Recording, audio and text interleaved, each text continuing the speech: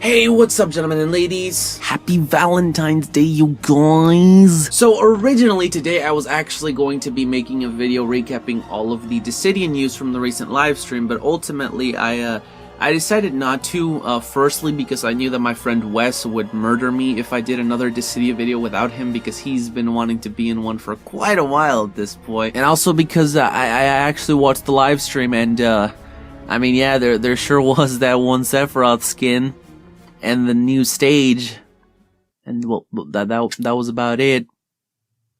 So glad that I woke up at 6 in the morning for this. But among all of the Dissidia and Square Enix related news, there was actually something that had absolutely nothing to do with that I happened to see on Twitter, and that was the announcement of a season pass for the new Legend of Zelda game, Breath of the Wild, which just got me thinking on the whole Season Pass DLC thing, especially having to do with Final Fantasy 15, and I ultimately decided to make this video just because, as you guys know, I am one of those people that likes to talk about everything, even if it is not necessarily good, about a game that I enjoyed or a company that I like, because unlike some other Final Fantasy YouTube personalities that I'm not gonna call out by name in this video, I don't like to pretend like Square Enix is perfect. I don't like to pretend like Tabata is God, because they do fuck up really bad from time to time, and I just find it really unfair to kind of ignore all of these issues, especially because it is some of the biggest problems that people had, specifically with Final Fantasy 15,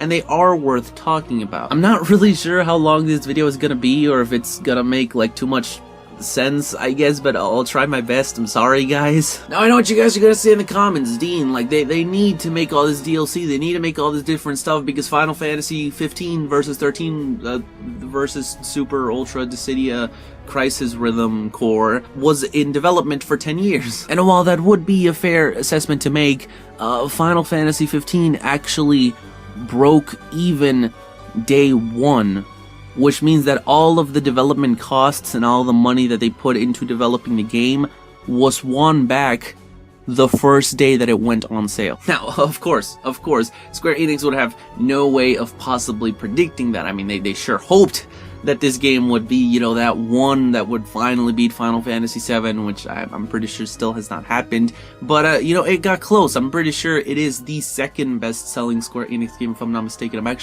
I'm not sure about that. I should look it up later. But even so, they're still basically charging for all of the DLC. I know that they have, like, free versions of the, like, stuff that comes in the Season Pass, which is just kind of a knife to the back for all of the people that actually bothered to pay for the Season Pass.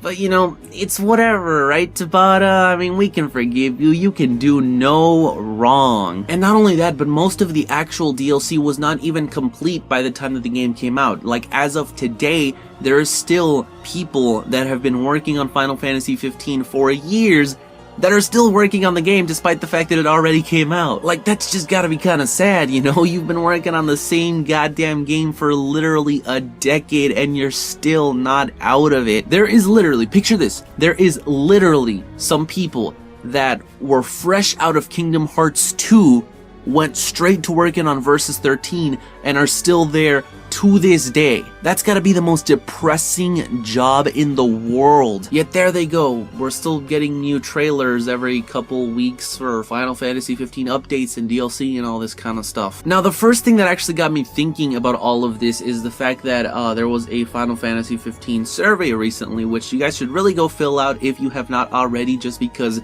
like in the episode to Sky update way back when, I'm like, jeez, 2015, like 2 years ago at this point. They did something similar to this, and it did actually end up affecting the game a tiny little bit. They didn't actually change as much as most people think that they did, but it did show Tabata and a couple of the people on the team just more or less what people thought on the game, and you guys should really let them know what you liked and especially what you disliked about the game. Now, for me personally, what my major complaint for the game was just the fact that it was, well, firstly, split up between a bunch of different media, and the fact that you do need to watch all of that to make sense of the entire story. Unlike Tabata promised that it would be before the game came out, but let's just not talk about that because of course Tabata is God, he can do no wrong. But other than that, my major complaint towards the team, and what I figure is most other people's, major complaint, or at least towards the top of their list, is the fact that Final Fantasy 15 was very clearly divided up, not between different media, I mean that as well, but I already talked about that,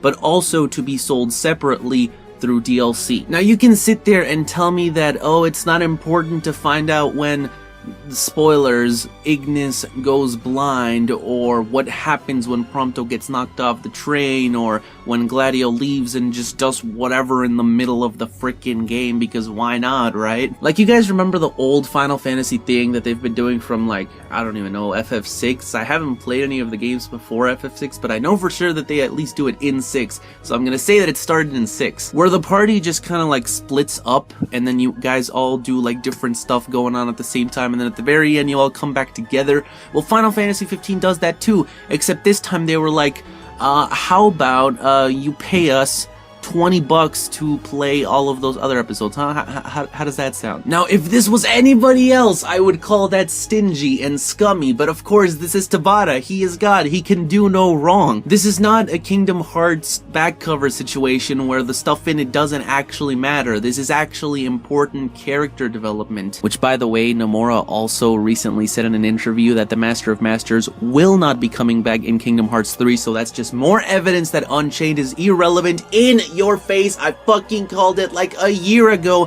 Fuck every single one of you that said that that game would be important. I'm sorry guys, I just get really invested when it comes to Kingdom Hearts Chi. But what's the point? What am I getting at? I mean, I could sit here and rant about how that was a stupid idea and they shouldn't have done it and all this other stuff, but at this point, that's already been done by so many people. Is there really a point to me doing that right now because it already happened? What am I gonna change? No, not really. So instead, I would like to propose and point out what Square Enix could learn from Final Fantasy 15. Now clearly, firstly, a lesson that Tetsuya Nomura has still not learned is don't announce your games too early because goddamn, we're not gonna get a Final Fantasy 7 Remake this year. We are just not. And you guys remember all of those jokes about Kingdom Hearts 3 coming out in 2020? Well, they're starting to look like more of a reality as time keeps going. It's not coming out in 2018 though, I can guarantee you that. But on top of that, more so just what they can do in terms of story and the fact that they should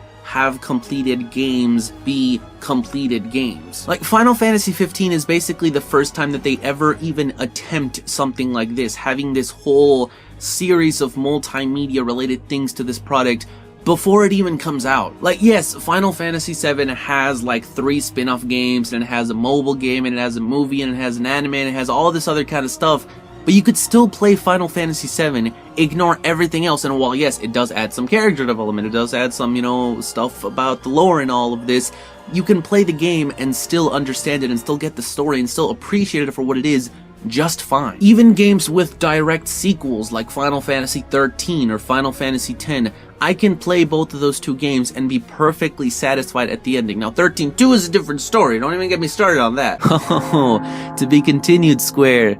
Oh, that's, yeah, fuck you. It's actually kind of funny now that I think about it, because they got DLC right, sort of, with Final Fantasy 13-2 and Lightning Returns. They basically just made it aesthetic stuff and a couple little minor extras that they didn't make a huge deal about in the game and were not that important to the story, but with Final Fantasy 15, it's a different story. Hopefully Final Fantasy 15 is an example, not just in terms of the good, but also in terms of the bad for all future Square Enix games to come and for all of the other developers and major people from the company to look at. I'm not saying that DLC is inherently a bad thing. We of course have gotten amazing DLC in previous games before, but that's not the truth for the majority of games, sadly. And I know that this is something that people have been saying for years, but it was never really applicable to Final Fantasy up until, well, a couple months ago when Final Fantasy 15 came out. Because of this, we will know that hopefully, we don't have to worry about this kind of stuff in games like Final Fantasy VII's Remake and Kingdom Hearts 3, because they will look at this and they'll be like, well,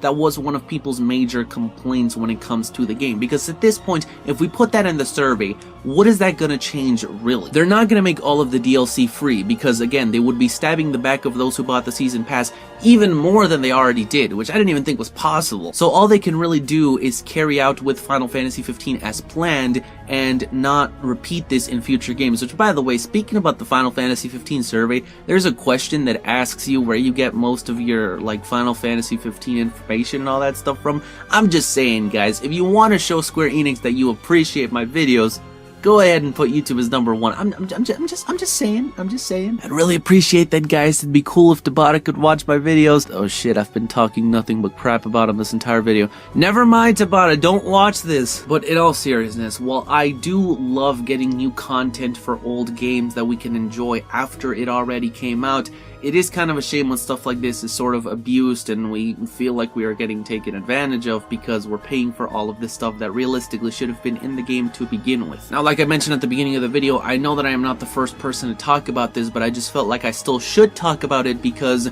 it is something that not a lot of people, especially people who are big Final Fantasy 15 people, are talking about. It's mainly just like people who don't really care about it and people who don't mind ruining their reputation in terms of Square Enix and Final Fantasy and all that kind of related stuff, because why would they give a shit? I mean, hey, it's not like my entire YouTube channel is dedicated to Final Fantasy, right?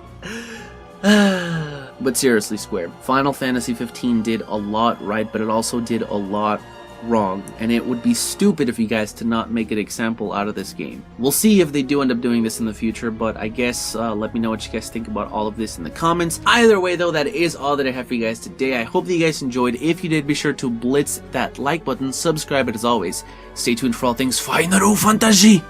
See you guys.